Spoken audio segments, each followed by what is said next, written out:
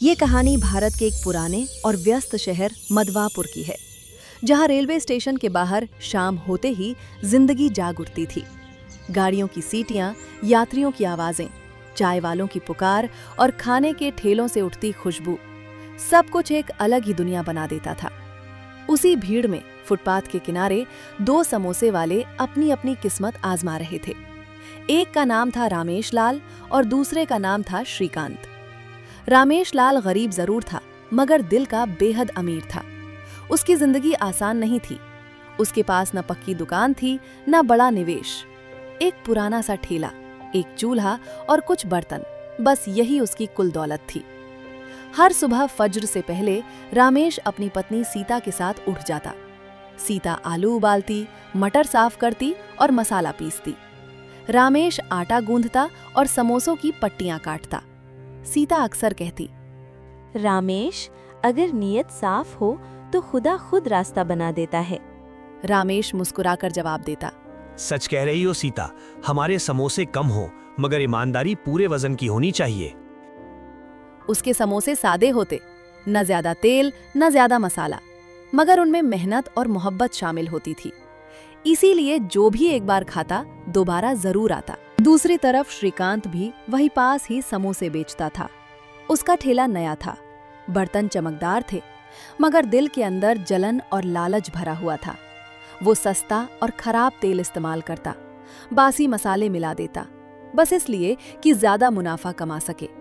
मगर ग्राहक उसके पास कम आते। वो अक्सर रामेश को देखकर जल जाता। श्रीकांत, ये अनपढ़ गरीब मुझसे ज्यादा कैसे बेच रहा है? लोग मेरे पास क्यों नहीं आते?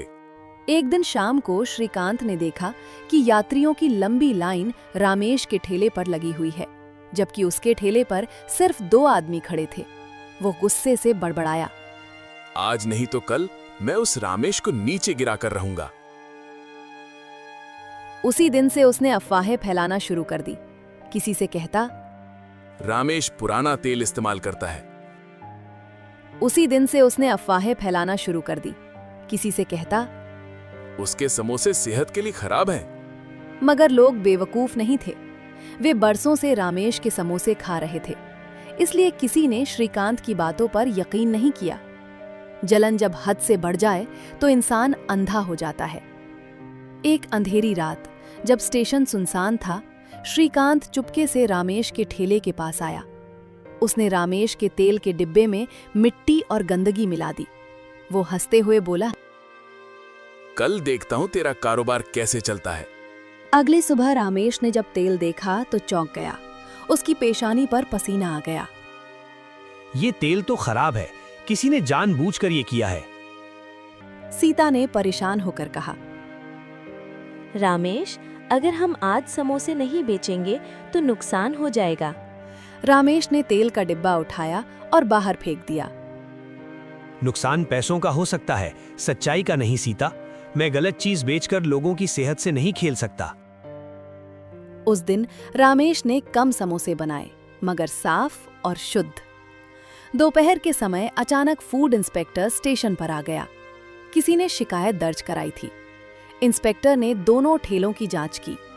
श्रीकांत के समोसों में खराब तेल, मिलावट और गंदगी निकली। रामेश के समोसे मानकों पर पूरे उतरे। इंस्पेक्टर ने सख्त लहजे में कहा, श्रीकांत, तुम लोगों की सेहत से खेल रहे हो। श्रीकांत पर भारी जुर्माना लगा और उसका ठेला बंद कर दिया गया। शाम को श्रीकांत रोता हुआ रामेश के पास आया। श्रीकांत, रामेश, मुझे माफ कर दो। मैंने जलन में आकर तुम्हारा बुरा चाहा। रामेश ने उसका हाथ पकड़ लिया।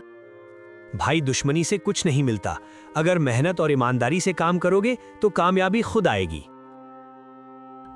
कुछ महीनों बाद रामेश को वहीं स्टेशन के पास एक छोटी सी पक्की दुकान मिल गई।